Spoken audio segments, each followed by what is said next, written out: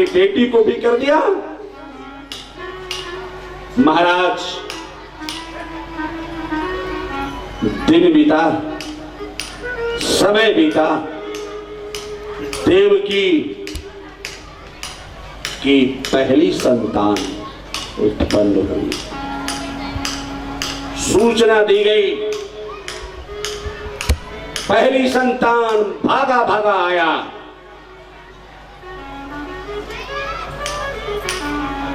अभी खिला रही थी, प्यार कर रही थी, झट से खींच लेता।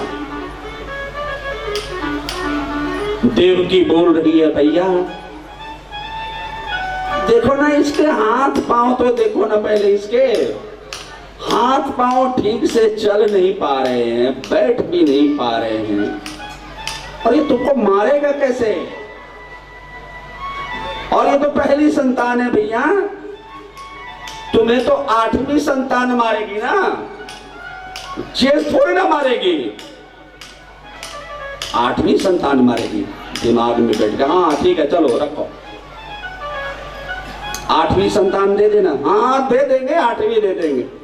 वसुदेव जी ने कहा, कंस मैंने कहा है ना 8वीं संतान दे देंगे, तो पहली थोड़े ना मारेगी, देखो ना ये तो कितना कोमल है। दिमाग में आ गया, चला गया महल में। देवलोक में हाहाकार मच गया। महाराज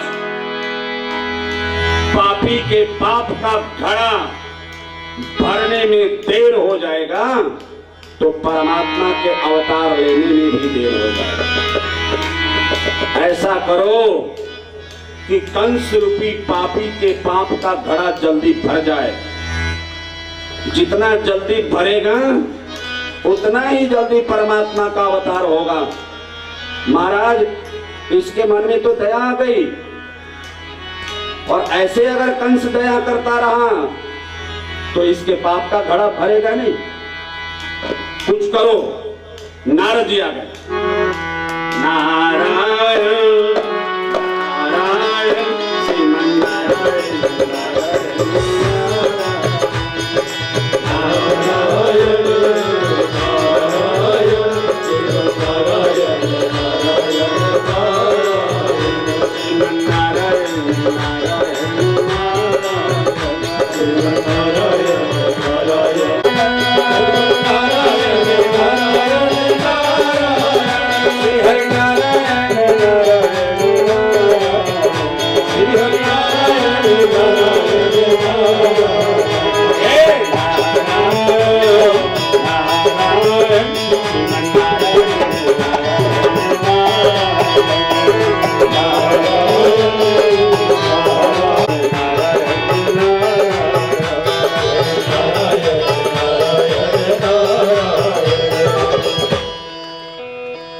नारद जी एक फूल नचाते हुए नारायण नारायण गा रहे थे।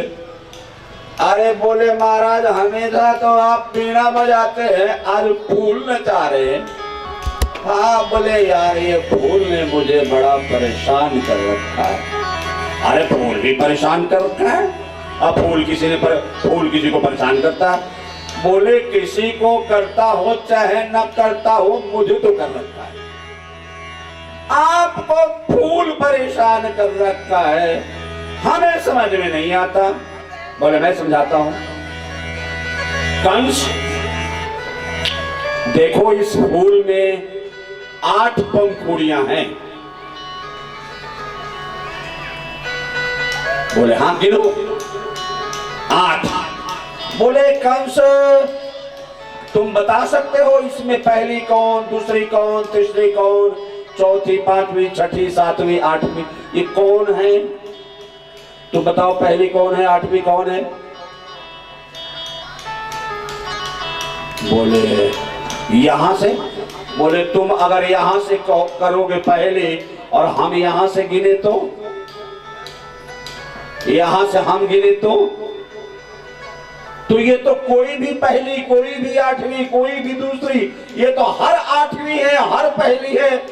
ये तो चक्रव्यूह है भाई, हमें तो समझ में नहीं आता कि पहली कौन दूसरी कौन। अरे तुम्हारा गणित है कि यहां से पहली है। देवताओं का गणित हो रखा हो कि यहां से शुरू कर रखा हो तो 8वीं तो पहले नंबर में आ जाती है। हाँ, दिमाग चल गया, चला तो पहले ही था। बोले हाँ, हम सोचते हैं कि 8वें नंबर पर आएगी, तो ये तो हम सोचते हैं ना। देवता लोग हो सकता है 8वें नंबर के पहले नंबर पे भेज दिया हो, उन्होंने इधर से गिना हो, तो इधर से गिनेंगे तो पहले वाली 8वीं हो जाएगी। अरे कंस में तो परेशान हूं, मैं तो चलता हूं।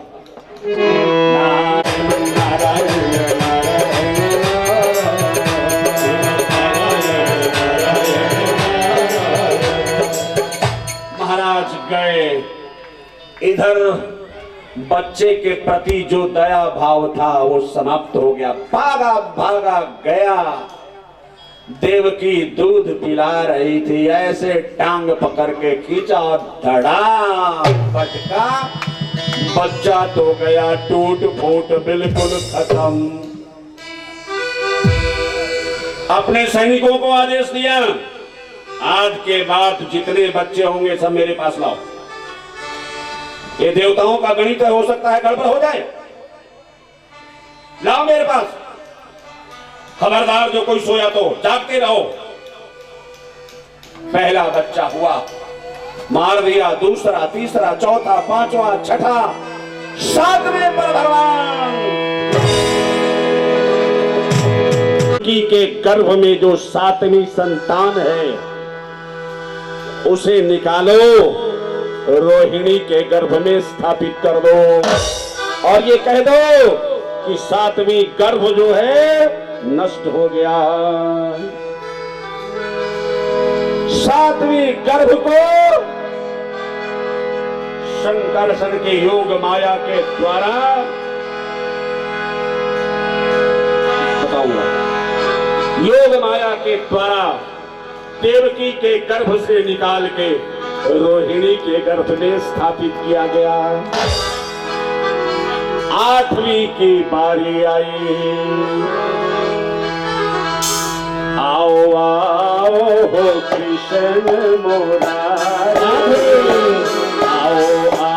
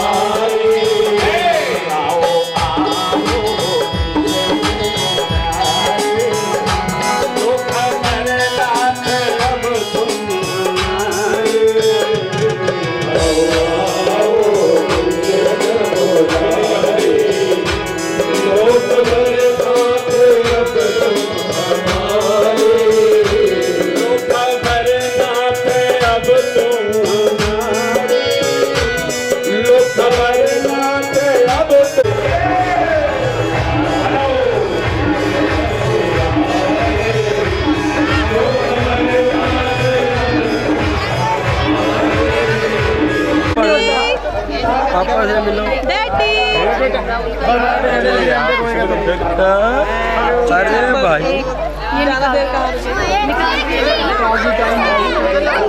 माँ अयोनिजा है, इसलिए अयोनिजा है कि संसार के बच्चे गर्भ में जिन कारणों से आते हैं वो कोई भी कारण मेरे प्रभु में नहीं।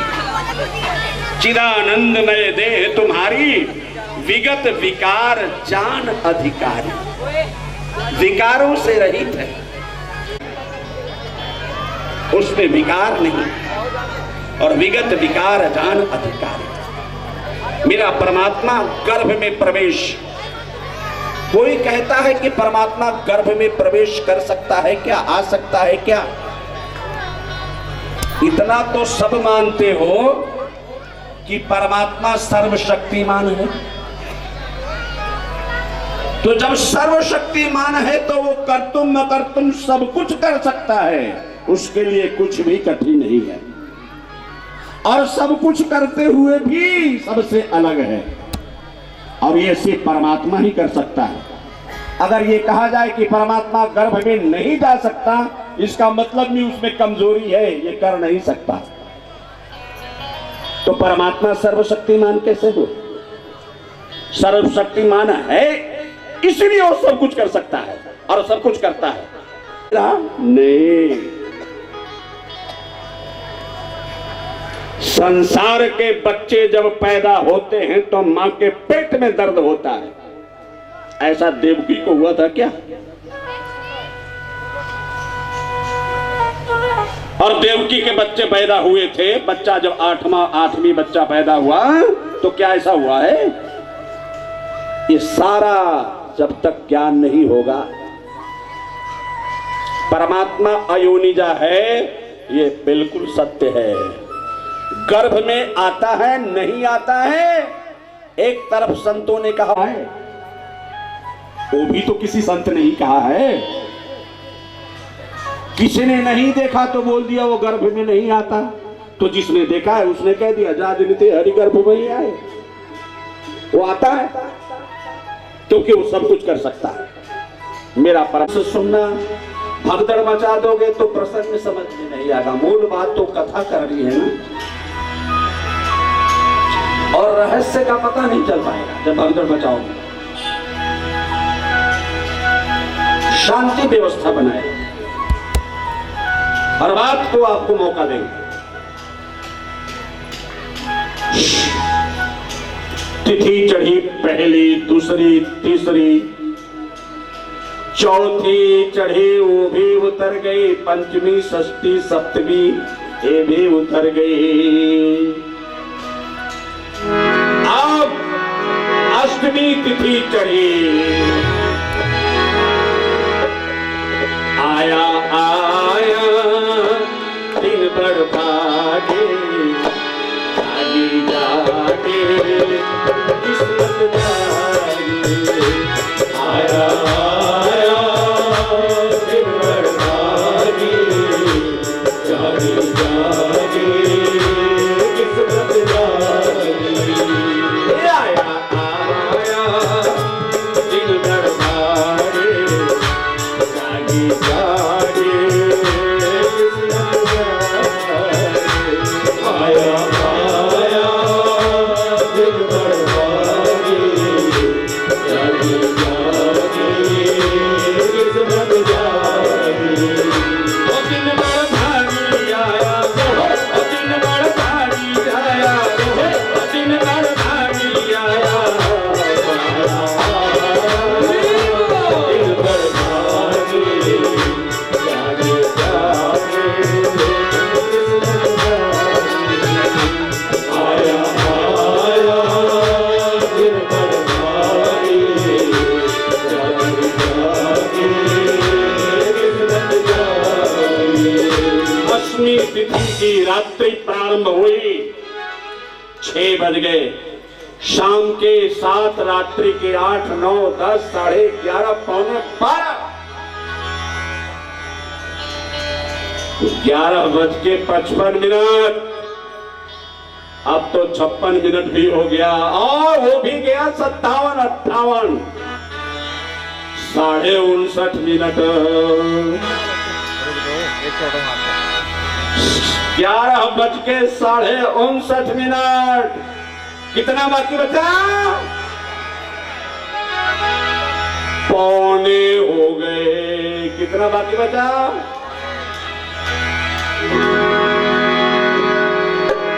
11:59 मिनट। कितना बाकी बचा? 11:00।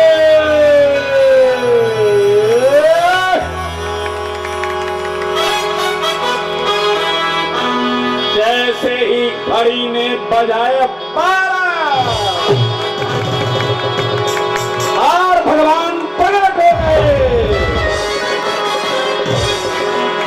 शशंख चक्रम सकिरीट कुंडलम सपेत वस्त्रम सरसेरुहेक्षणं सहारवक्षस्थलकौस्तुभस्त्रियं नमामि विष्णु शिरसा चतुर्भुजं। भगवान 16 साल के रूप में प्रकट हो गए, गर्भ से नहीं सामने खड़े हो गए, शंख चक्र गदा पद्म धारण किए हुए। भगवान ने कहा मां चिंता मत करो, मैं आ गया हूं, और जब मैं आ ही गया हूं तो सारा दुख दूर कर दूंगा। मां मैं अभी बच्चा बन जाता हूं, और बच्चा बनूंगा तो मां ने सारी प्लानिंग समझा दी। भगवान ने मां मुझे टोकरे में डाल के उस पार पहुंचा देना। बोले महाराज कैसे पहुंचाएंगे, इतने पहरेदार खड़े हैं। बोले मां इन पहरेदारों को सुला के आया हूं। बोले प्रभु बेड़ियां ये भी टूट जाएंगी। बोले महाराज दरवाजे खुले पड़े हैं। कन्हैया घर आजा रे, मोहन घर आजा रे, मोहन घर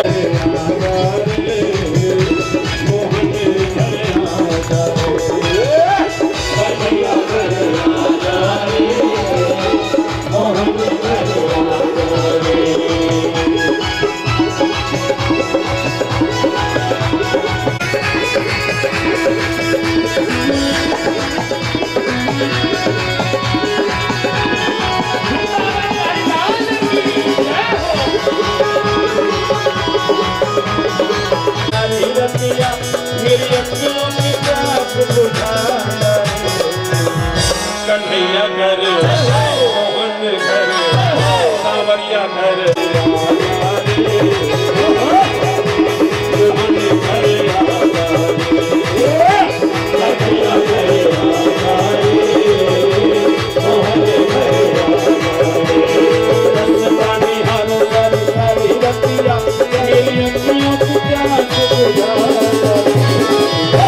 कन्हैया घर मोहन घर सावरिया घर आजा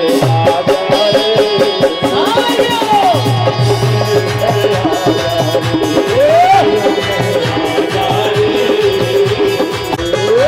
सावरिया घर आजा रे, मोहन घर आजा रे। दोनों हाथ से तालियां बजाते हुए सेवा करते हुए राधे सबके हाथ ऊपर होने चाहिए। हरि बोल।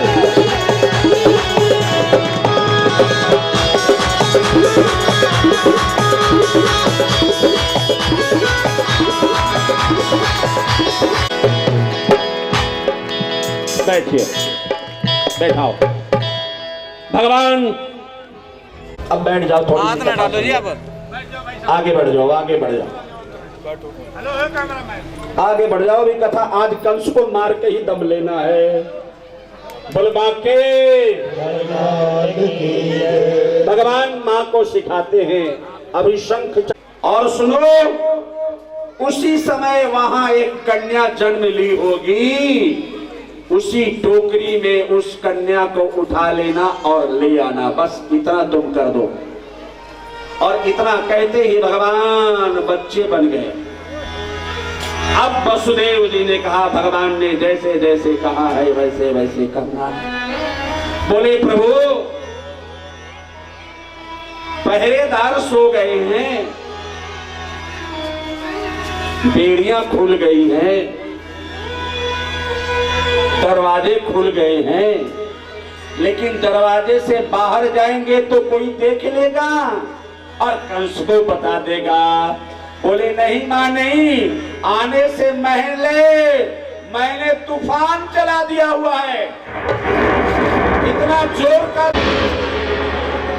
बोले प्रभु खिड़की से देख लेगा कोई, खिड़की खुलेगा तब तो। धूल भरी आंधी चल रही है,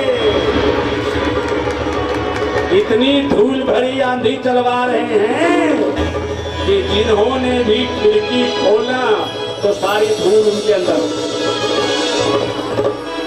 बोले प्रभु कोई देख लेगा, देखेगा कहां से, घनघोर अंधेरी रात है, दरवाजे सबके बंद हैं, खिड़कियां सबकी बंद हैं और योग माया ने हमारी सबको सुला रखा है। अब जागने वाला कोई है नहीं, चलो। जैसे ही देखते हैं इतने मोटे मोटे लोहे के सांकल धड़ाम से अपने आप टूट जाते। अरे परमात्मा की कृपा हो जाए तो ये बंधन क्या है, संसार का बंधन खुल जाता है। ये सांकल वाला बंधन क्या माने रखता है। भगवान को टोकरे में बिठाते हैं, टोकरे में बिठा के शीश पे उठाते हैं, बाहर ले चलते हैं। बड़ी घनघोर अंधेरी रात, धूल भरी आंधी, लेकिन अब भगवान को कोई नुकसान न हो, पीछे से शेषनाग भगवान चारों तरफ से भगवान को घेरे रखते हैं। मेरे प्रभु के ऊपर मिट्टी का एक कण भी न पड़ जाए। धूल भरी आंधी चल रही है, तूफान, इतना तूफान कि छोटे छोटे जो रोशनदान होते हैं लोगों ने वो भी बंद कर दिए, खिड़कियां बंद हो गई, लोगों ने दरवाजे बंद कर लिए। अब भगवान को ले चल रहे हैं, भगवान ने जैसे बताया था वैसे चल रहे हैं। आ तो गए, लेकिन भादों के महीने में जमुना का प्रचंड रूप, जमुना का प्रचंड रूप देख करके वसुदेव जी घबरा। जमुना ने सोचा, जमुना का नाम है कालिंदी, अरे मेरे पतिदेव आ रहे हैं, कुछ दिन में इन्हीं से मेरी शादी होने वाली है। जैसे अंदर प्रवेश करते हैं, जमुना ने ध्यान के रास्ते बोला, प्रभु अब पता नहीं कब कितने देर में मिलोगे, चरण तो छू लेने दो। जमुना भगवान के चरण छूने के लिए ऊपर उठती हैं। भगवान ने कहा मैं अपना चरण, देखो यहां भी चरण नीचे है। भगवान ने अपना चरण नीचे किया, वसुदेव जी घबरा गए, अरे ये लाला पानी में गिर जाएगा। दोनों हाथ से पांव उठाया, फिर अंदर, अरे प्रभु चरण तो छू ही नहीं पाए। फिर भगवान ने चरण बाहर निकाला, जमुना जल्दी से मेरा चरण छुओ।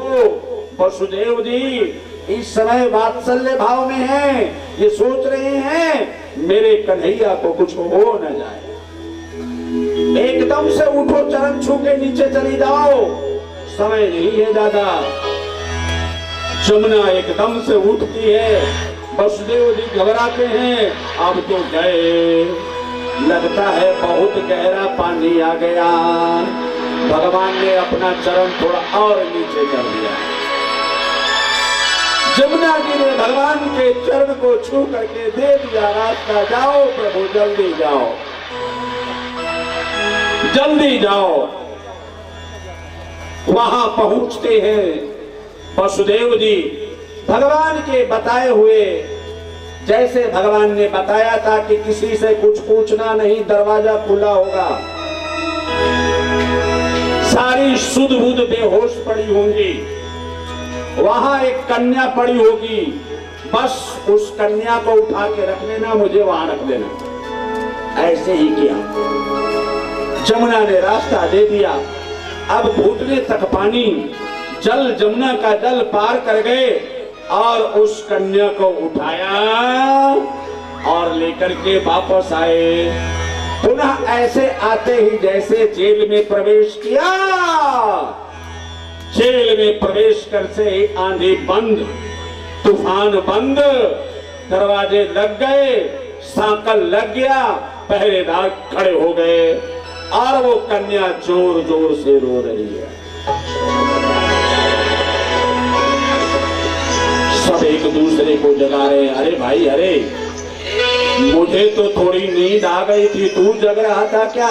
अरे बोले भाई नींद तो मुझे भी आ गई थी।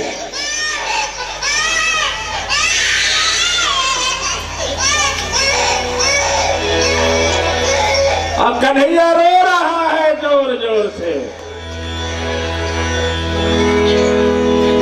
लड़की भी जोर जोर से रो रही है, और लड़का और लड़की दोनों एक साथ रोए तो बाजी कौन मारेगा?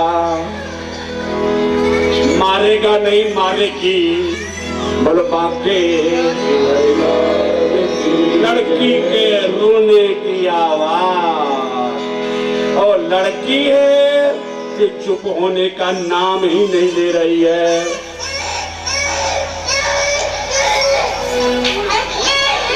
इसका गला भी नहीं बैठ रहा है।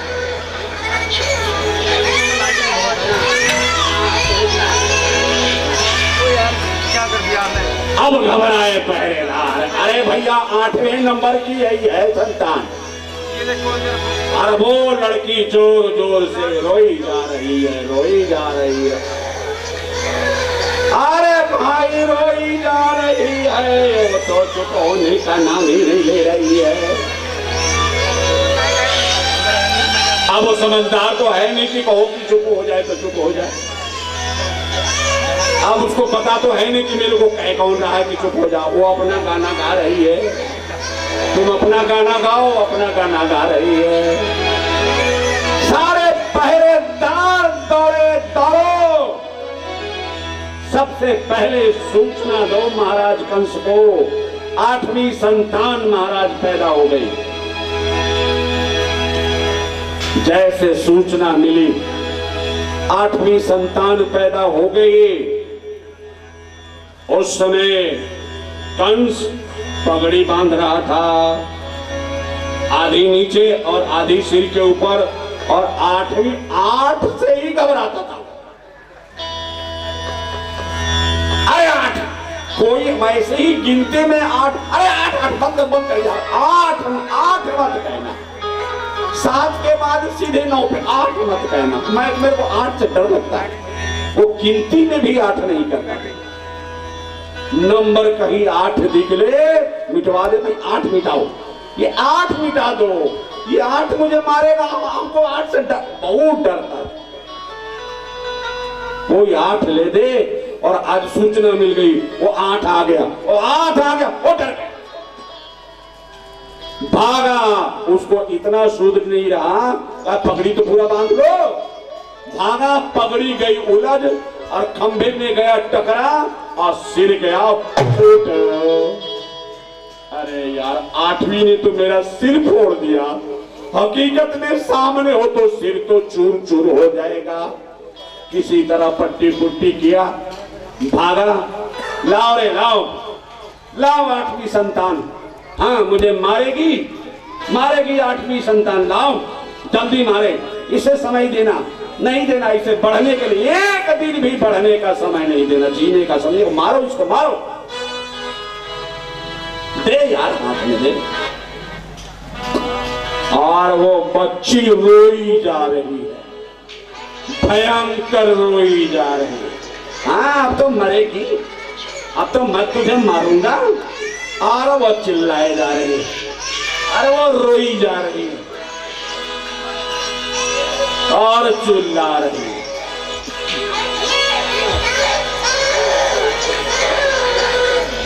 अब वो मरने से डर रही है, आपकी मारने से।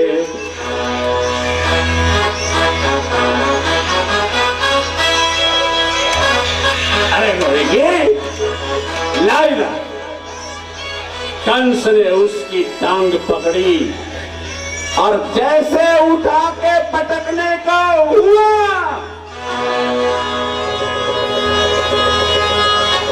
वो कन्या हाथ से फिसल गई, आकाश में चली गई।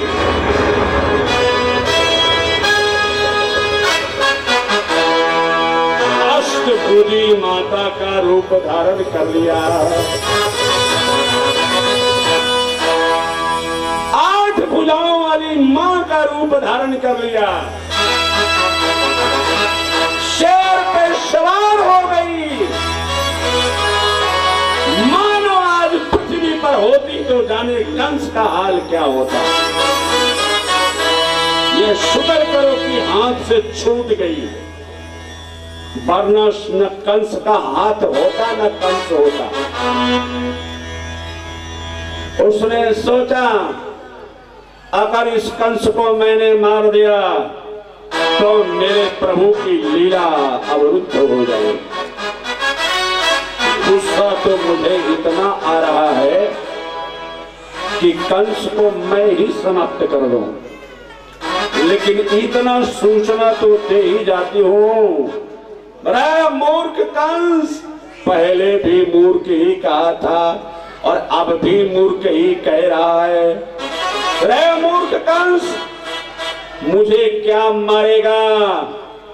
तेरा मारने वाला पैदा हो चुका है, अब तू अपनी गिनती के दिन गिन ले। अब तेरी उल्टी गिनती शुरू हो चुका है, क्योंकि तेरा मारने वाला पैदा हो चुका है। अरे माँ, अगर पैदा हो चुका है तो एड्रेस तो बता दो, कहाँ है वो?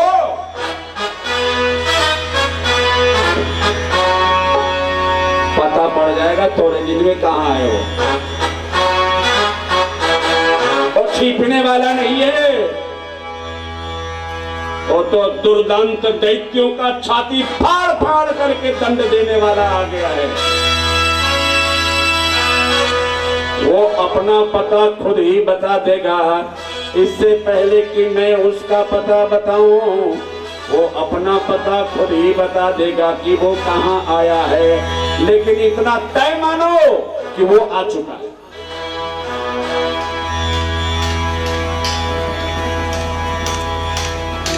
आ चुका है।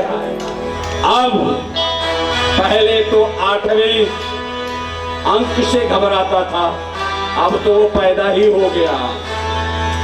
अब न दिन में चैन न रात में नींद, कहीं से भी पत्ते भी खड़खड़ाए तो सोचा कि मारने आए। उसका चेहरा डाउन होने लगा। भयंकर राक्षसी पूतना, अरे महाराज कंस क्यों उदास रह रहे हो? अरे बोले पूतना क्या करें, उस 8वें ने मेरा जीना हराम कर रखा है, जाने किधर से निकल जाए और मुझे मार दे। अरे निकलेगा तब ना मारेगा, हम उसे निकलने ही नहीं देंगे। मेरा तो अभ्यास है, मेरी तो आदत बन चुकी है छोटे छोटे बच्चों को मारने की। मैं तो छोटे छोटे बच्चे मार के खा जाते हूं।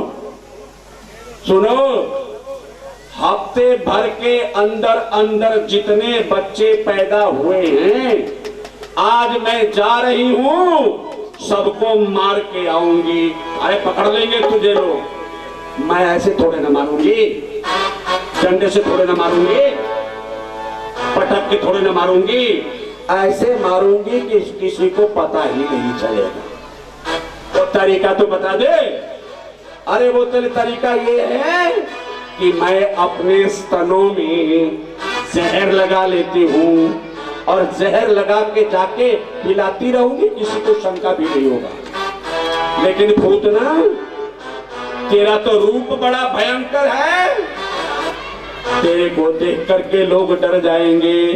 भागवतकार लिखते हैं कि पूतना अपना रूप बदलती है, सुंदरी बनती है, बहुत सुंदर बन गई। इतनी सुंदर सजावट, इतना सुंदर श्रृंगार कर लिया, इतना सुंदर श्रृंगार कर लिया कि शायद ऐसा श्रृंगार वाली औरत कोई देखा न। अपना रूप बदल लिया। कुंडल का वर्णन करते हैं, इतना सुंदर कान में झुमका पहना है, इतनी सुंदर आंखों में काजल लगाया है कि सब लोग मोहित हो जाते हैं। मुखारविंद इतना सुंदर बना लिया। सुंदरता का वर्णन जब भागवत में पढ़ो, इतने सुंदरता का वर्णन है, पैर से लेकर के सिर तक की सुंदरता का वर्णन किया है। ऐसी सुंदर साड़ी पहनी है, ऐसा सुंदर गर्दन है, ऐसे सुंदर नाक बना ली है, ऐसे सुंदर कान हैं, गाल तो मानो टमाटर जैसे हैं, खून निकल आए, इतनी सुंदर बन गई है। चली, लेकिन मुझे नंद बाबा का घर का पता भी नहीं है। कैसे पता चले? 3 बजाने लगी और बज गई थी।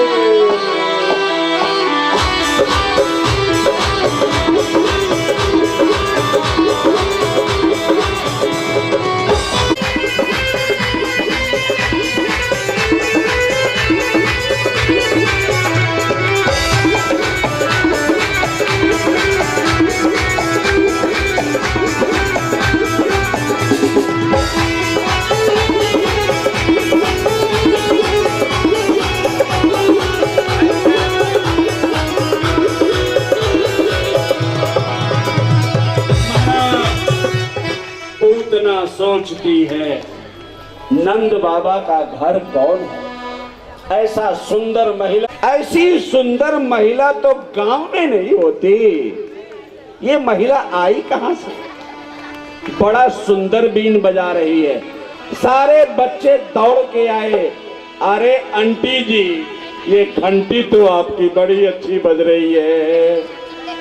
अच्छा, आपको क्या चाहिए?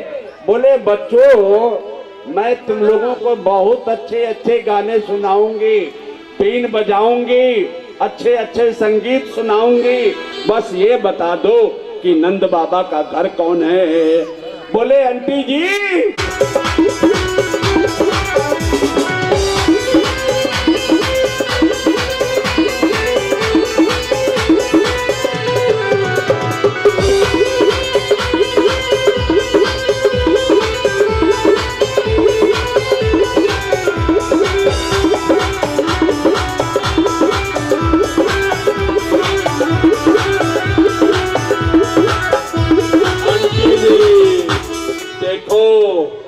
सबसे बड़ा महल दिख रहा है, जाना नहीं।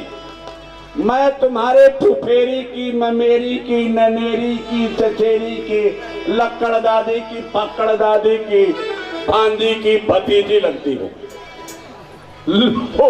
इतना लंबा चौड़ा संबंध तो किसी को पता ही नहीं। लगता तो तुम लोग पैदा नहीं हुई थी ना। तुम लोग तो, तुम्हारी तो दादी भी पैदा नहीं होती, पड़दादी, लक्कड़ दादी, चक्कड़ दादी भी पैदा नहीं होती। मैं तो तब की हूँ। तेरी उम्र तो कोई 10-20 साल की लग रही है। और लक्कड़ दादी, पकड़ दादी जब पैदा नहीं होती तो तब तुम पैदा हो गए। तो बोले, हाँ मुझे पता, मैं तो सब कुछ पता है, मैं तो बधाई देने आए हूँ। अरे हट हट हट, अरे अभी तुम लोगों को दूध हुआ नहीं, चलो मैं दूध पिलाती हूँ। मैं तो मेरा तो इस घर से बड़ा लगाव है इस घर, और जबरदस्ती मान न मान, और मैं तेरा मेहमान, और जो है ना गोदी से छीन लिया, लगी दूध पिलाने। भगवान ने आंखें बंद कर ली। भगवान शंकर जी का ध्यान करते हैं। हे शंकर जी, अभी मुझे जहर पीने की आदत नहीं है। आपको जहर का पता है और जहर पीने की आदत है। ऐसा करो, पूतना के स्तन का जहर आप पी जाओ, दूध मैं पी लेता हूँ। बोलो बाकी। किसी ने कहा, भगवान ने आंख क्यों बंद कर लिया? भगवान के पेट में वो दूध जाने वाला है, और भगवान के पेट के अंदर ही सारे जीव जंतु ब्रह्मांड विराजता है। सारे जीव जंतु हैरान परेशान हो गए कि आज जहरीला दूध, ये जहरीला दूध हम अंदर नहीं जाने देंगे। ये जहरीला दूध जहर है शंकर जी, आप जहर पी जाओ, मैं दूध पी लेता हूँ। और पर मैं आंख नहीं खोलूंगा, क्योंकि अगर आंख खोल दिया तो पूतना का कपट बाहर आ जाएगा। और भगवान दूध पीने लगे। पीते पीते पीते पीते पूतना के प्राणों को भी खींचना शुरू कर दिया। जब पूतना का प्राण खींचना शुरू कर दिया, जान निकलने लग गई। पूतना घबराई, अरे छोड़ छोड़ छोड़, मेरे को छोड़ छोड़, मैं किसी को पकड़ता नहीं है, और पकड़ता हूं तो फिर उसे छोड़ता नहीं। अब कहां जाएगी? पूतना लेकर के आकाश में उड़ जाती है और भगवान पूतना के प्राण हरण कर लेते हैं। क्योंकि पूतना ने दूध पिलाया था, इसलिए मां का दर्जा देते हैं। और पूतना आकाश में ले जाकर के उड़ जाती है और वहीं से धड़ाम से गिरती है। 6 कोस का बगीचा, और बगीचे में जितने पेड़ थे सब टूट के गिर गए। पूतना गई मर, पूतना मर गई है। अब इसकी लाश को उठा ले जाओ। जगे ना, मर गई पूतना, और रास्ते में जी गई तो तुम्हारी पर क्या हो गया? कहाँ गया मेरा कन्हैया, कहाँ गया? जाते हैं, अरे इतनी बड़ी राक्षसी मरी पड़ी है और बागीचे का सारा वृक्ष टूटा पड़ा। इतनी, और उसी के छाती पर भगवान खेल रहे। जल्दी से मां यशोदा ने गोदी में उठाया, अरे मेरे लाला को झाड़ फूंक करो, जाने क्या कर दिया। अब उस पूतना को उठाए कौन? इतनी बड़ी राक्षसी को उठाए कौन? बड़ी लंबी चौड़ी राक्षसी। 6 गुरुदेव, जाने क्या हो गया? पैदा होते ही देखो ना मेरे लाला के ऊपर संकट आना शुरू हो गया। गुरुदेव, इसका नामकरण करो। गर्गाचार्य ऋषि को बुलाया जाता है। गर्गाचार्य ने भगवान का नाम रखा। देखो, बड़े वाले का नाम रहेगा संकर्षण और छोटे वाले का नाम रहेगा कृष्ण। संकर्षण माने कर्षण ना कर्षण, दुश्मनों को खींच खींच करके मारेगा। कृष्ण, जिसको कहते ही सभी पापों का नाश हो जाए, ऐसा नाम है कृष्ण। भगवान बड़े होने लग गए। रावण के, कंस के गुप्तचरों ने कहा, महाराज पता तो चल गया, पूतना तो गई मारने, लेकिन उसका तो दाह संस्कार हो गया। लौट के सूचना क्या देगी? उसका तो वहीं पे अंतिम संस्कार हो गया। कंस फिर बड़े बड़े राक्षसों को भेजता है। अघासुर, बगासुर, तृणावर्त, जितने राक्षस आते हैं भगवान सबका प्राणांत करके परलोक भेजते चले जाते हैं। भगवान खड़े हो गए, बोले मेरा भांजा इस तरह नहीं करेगा, चलो कुश्ती करते हैं। और कुश्ती में कृष्ण और बलराम को भी निमंत्रण भेजते हैं। भाई आज राजकीय कुश्ती है, कृष्ण और बलराम तुम लोग भी बड़े दूध पी के हत्ते कट्टे हो गए हो, इसलिए कुश्ती में तुम लोगों को भी निमंत्रण दिया जाता है। कृष्ण ने कहा, दाऊ चलोगे? चलो भैया, थोड़ा कुश्ती का भी मजा लेते हैं। सारे मजे ले लिए तो थोड़ा कुश्ती का भी मजा ले लेते हैं। भगवान कुश्ती का मजा लेने के लिए चल रहे हैं। रास्ते में एक टेढ़ी मेढ़ी औरत मिल जाती है। इतनी टेढ़ी मेढ़ी है, नाम है उसका कुब्जा। क्या नाम है? इसका कुबड़ इतना निकला हुआ है कि कुबड़ के निकलने से कुब्जा नाम पड़े। वो काले हो जाएंगे।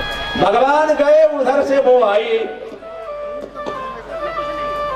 अरे कन्हैया कहाँ जा रहे हो? हम तो जहाँ जा रहे हैं वहां जा रहे हैं, पहले तुम बताओ कहाँ जा रही हो?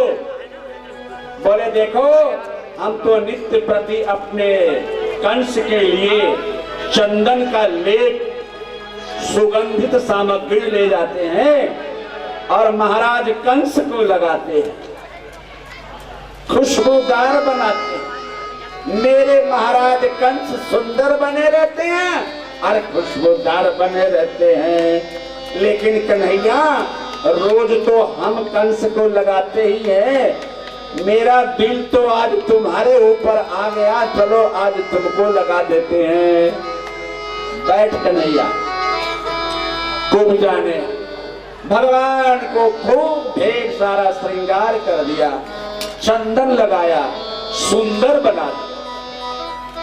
कुब्जा तुमने मुझे सुंदर बनाया, अब मैं तुम्हें जिंदगी से सुंदर बना देता हूं। ले इधर आओ।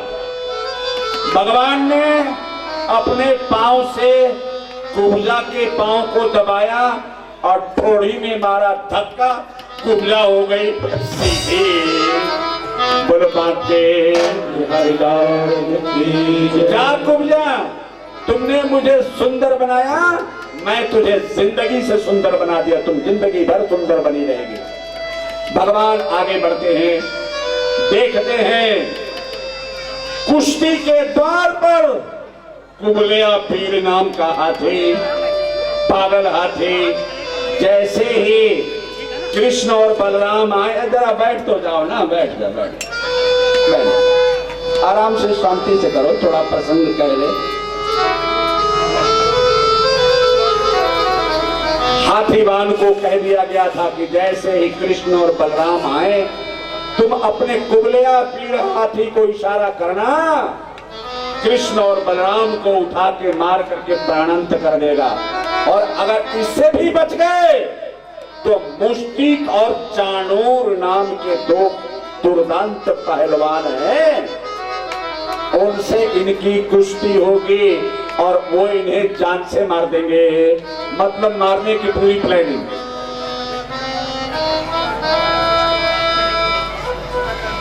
बैठ जाओ भाई, आप बैठ जाओ। बलवान के भगवान पहुंचे, बोले भैया हाथी तैयार है। कुबलिया पीर बलराम जी छलांग मार करके हाथी के ऊपर चढ़ जाते हैं और हाथी का जितना पागलपन था दूर करके उसके दोनों दांत उखाड़ लेते हैं और हाथी का प्राणांत करके दोनों भाई कुश्ती के अखाड़े में प्रवेश करते हैं। मुष्टिक और चाणूर नाम के दो पहलवानों से भिड़ंत होती है। दोनों भाई एक दूसरे को संभाल लेते हैं। एक ने मुष्टिक को मारा, एक ने चाणूर को मारा और दोनों ने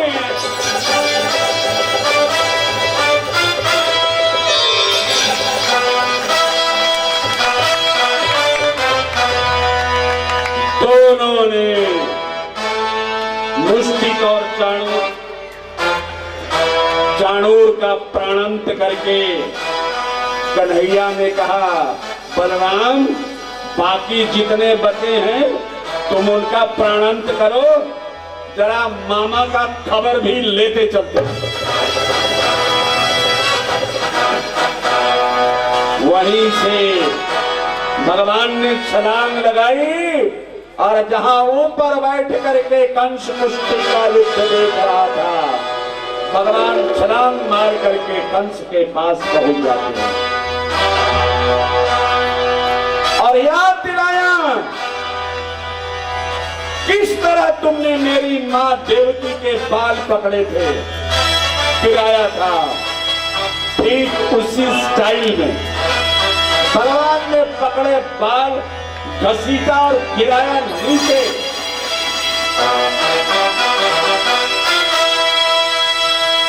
याद कर, तुमने मेरी मां का कैसे बाल पकड़ा था,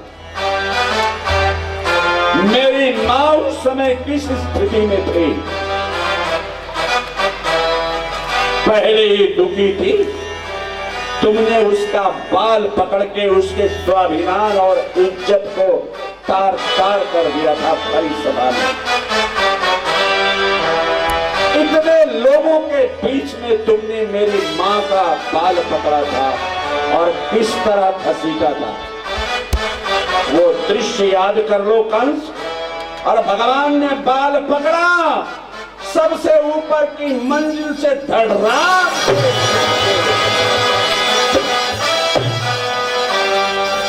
कंस नीचे, भगवान ऊपर।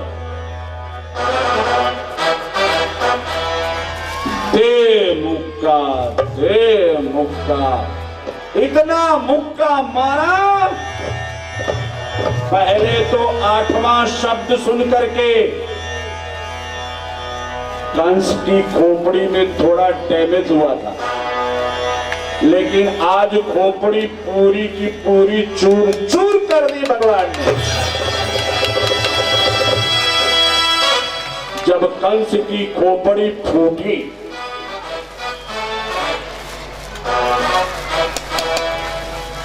यहां तो किसी को पता नहीं है, जहां कंस वध की कथा होती है ना, वहां बड़े बड़े घड़े लटकाए होते हैं लोग। जैसे कंस की खोपड़ी फूटी, सारे घड़े धड़ाम धड़ाम धड़ाम धड़ाम, 8 घड़े धड़ फूट।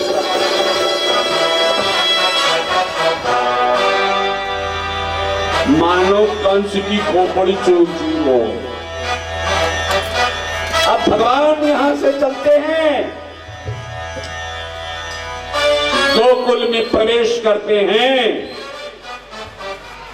कंस की 2 पत्नियां अस्थि और प्राप्ति छाती पीट पीट के रोने लगी, हाय मैं तो विडो हो गई, विडो हो गई, विधवा हो गई। तुम 2 विधवा हो गई तो छाती पीट रही हो। जब तेरा पति जिंदा था तो कितने हजारों लाखों को विधवा किया था, ये याद नहीं तुम लोग को? अब तुम्हें ये याद आ रहा है कि तुम्हारा पति मर गया?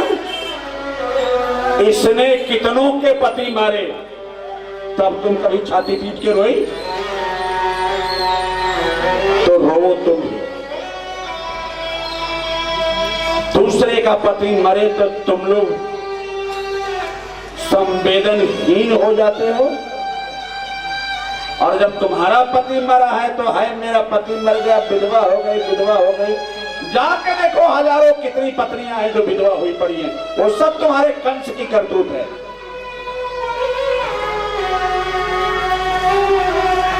रोती रोती अपने पिता के पास गई जरासंध, मगध देश का राजा।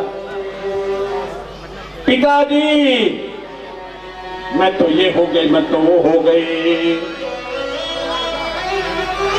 जरासंध ने गोकुल पे आक्रमण कर दिया। मानो 23 अक्षौहिणी सेना लेकर के गोकुल को चारों तरफ से घेर लेगा। गोकुल पर तो कितनी विपत्तियां आई, लेकिन ग्वाल बाल जो भगवान के सहारे हैं, अब विपत्तियां आई और सारी विपत्तियों को भगवान दूर करते रहे। बड़ा युद्ध हुआ, भयंकर युद्ध हुआ, भगवान जरासंध का अंत करते हैं। इसी प्रसंग की व्याख्या को यहीं पर विराम देते हुए कल रुक्मिणी जी की शादी, सुदामा प्रसंग, परीक्षित का तक्षक नाम का डसना, महाराज जन्मेजय की कथा, भागवत की पूर्णाहुति। बलबा के हरिलाल जी। कल ढेर सारी कथाएं आएंगी और कल की कथा 10 से 12 यही है भाई, 10 से 12 यही टाइम है। हाँ, कल की कथा 10 से 12 होगी और उसके बाद भंडारा प्रारंभ हो जाएगा। कल भी कथा बहुत है प्यारे, इतने व्यवधान में इतनी कथाएं करनी पड़ती हैं।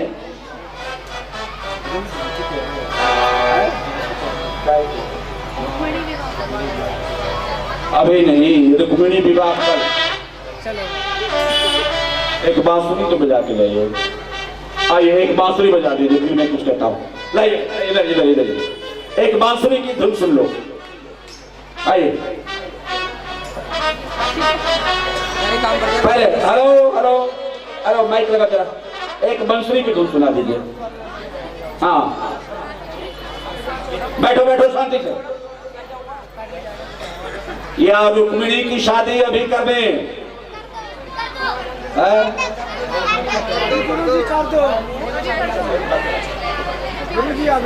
ठीक है जी, चलो जी अभी एक बंसुरी का धुन सुन ले। चलिए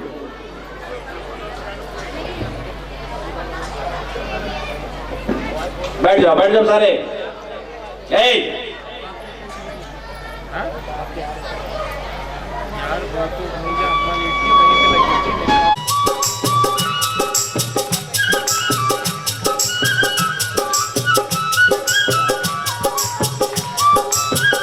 हरिओम, क्या बात है।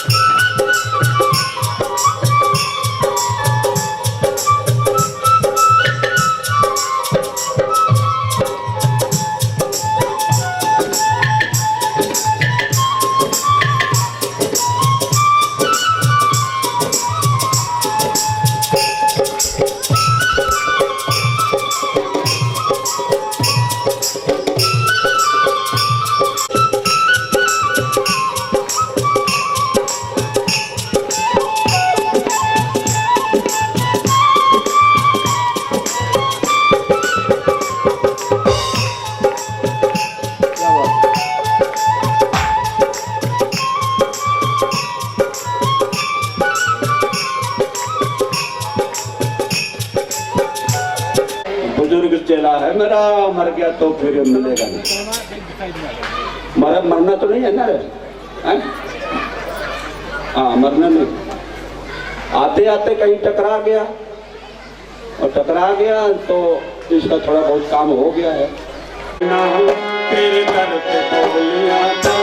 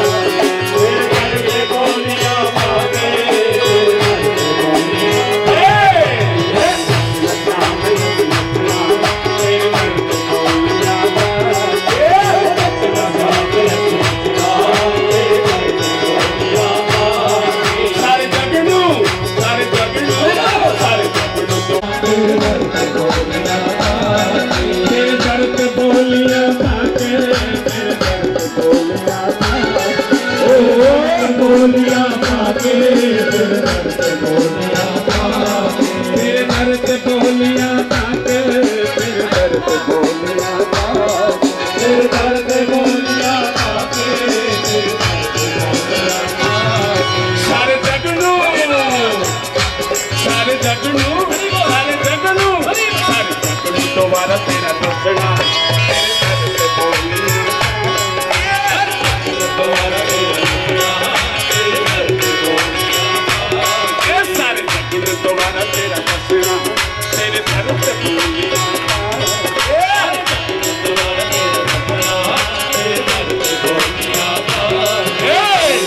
श्याम यति नटना तेरे दर पे बोलिया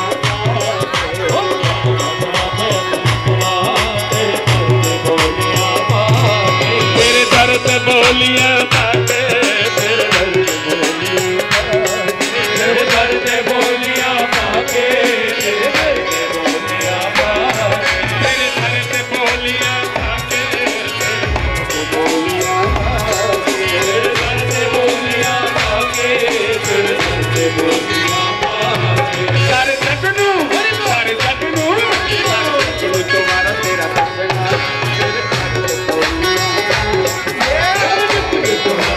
सारे हाथ उठा लो सारे तुम्हारा तेरा दर्शना तेरे दर पे बोलिया सारे खड़े हो जाओ तेरे दर पे बोलिया सारे तुम्हारा तेरा दर्शना तेरे दर पे बोलिया तेरे दर पे बोलिया बाके तेरे दर पे बोलिया सारे जगनू दोबारा तेरा दर्शना तेरे दर पे बोलिया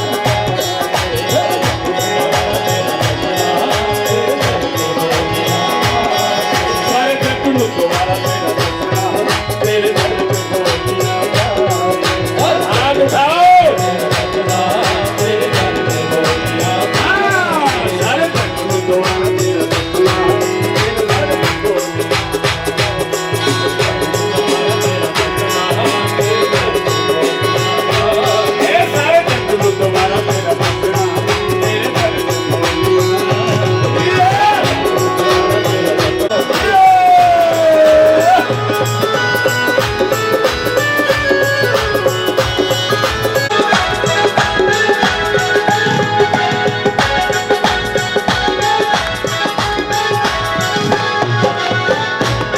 बांके बिहारी लाल के चलो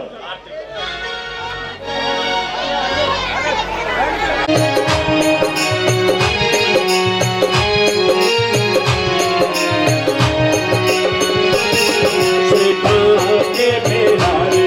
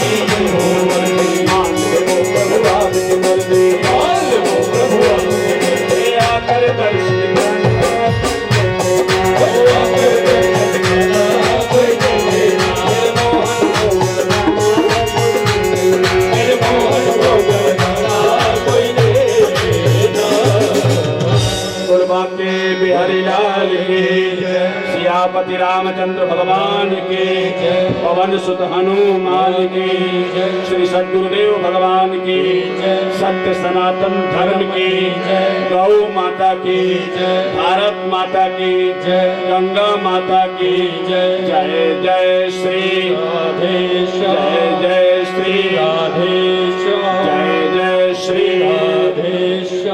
आज भगवान का जन्मोत्सव, आज मक्खन मिश्री का भी प्रसाद आपको मिलेगा। कल जिन लोगों ने दीक्षा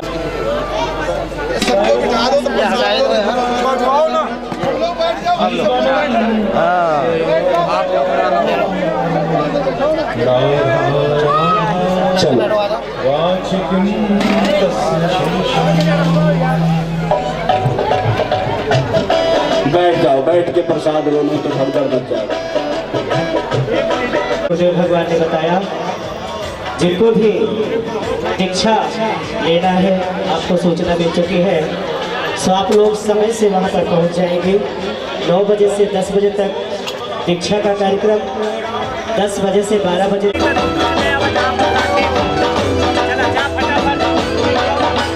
जब गिरते हुए मैंने तेरा नाम लिया है, जब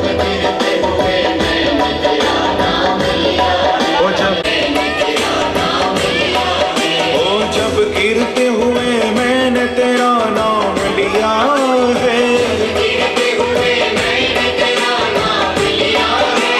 जब गिरते हुए मैंने तेरा नाम लिया, ओ सुबह पे राधा राधा राधा नाम हो जाए, ओ सुबह पे राधा राधा राधा नाम हो जाए।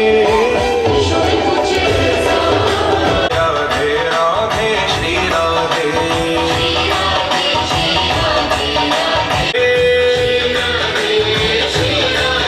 ओ श्री राधे श्री राधे,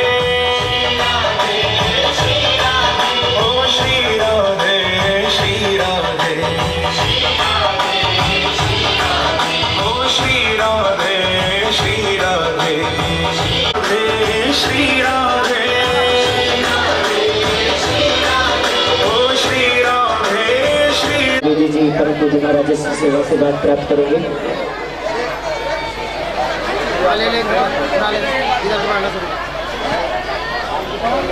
हमारे आचार्य श्री नरेश शर्मा जी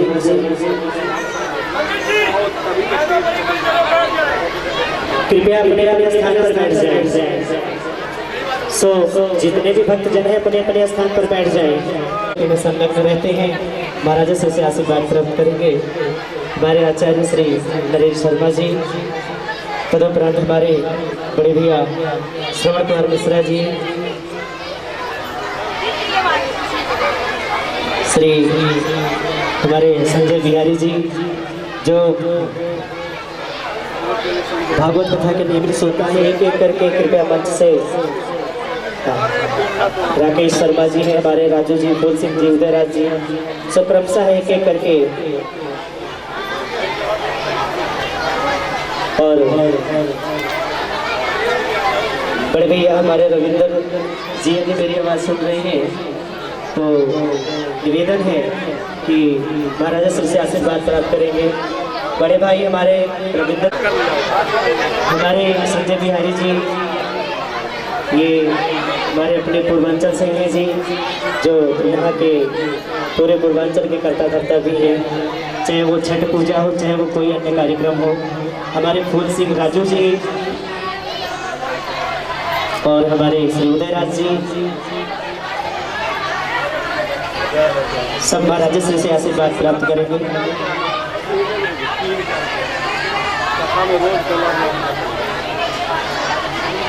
हमारे उदयराज जी और हमारे श्री रविंदर जी, ये हमारे श्री मदन प्रकाश जी के भ्राता जी हैं। इन सब का पूर्णतः सहयोग रहता है हमारे इस कार्यक्रम में। ये सब बधाई के पात्र हैं, सब महाराजा श्री से आशीर्वाद प्राप्त कर रहे हैं। प्रतापगढ़ में कथा करना बिल्कुल जी बिल्कुल। और जग जालन के ख्यालन पे हट रहे जागत सोवत मग जोगत में राधे राधे हो राधे राधे त्याग उड़ते थैंक यू एवरीवन। सो निवेदन है कि आप लोग अपने अपने स्थान पर प्रातःकाल जिनको दीक्षा प्राप्त करना है 9 बजे दीक्षा का कार्यक्रम है लाली जी के मकान पे, आप सब लोग जानते हैं। प्रातःकाल 8 बजे से पूजन प्रारंभ हो जाएगा, 9 बजे हवन होंगे और 10 बजे से 12 बजे तक सत्संग, उसके बाद 1 बजे से विशाल भंडारे का आयोजन है।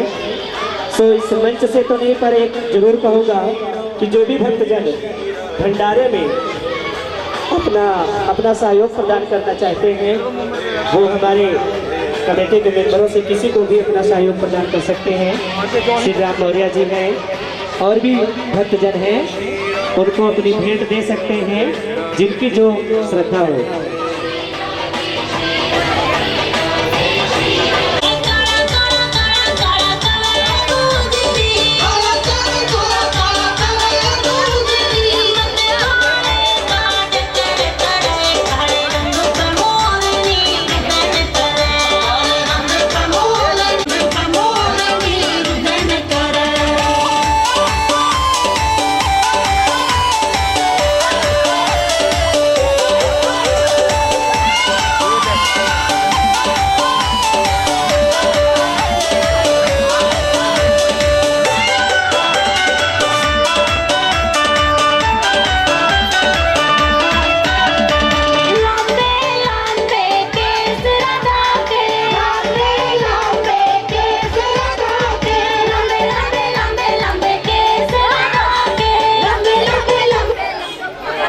सुन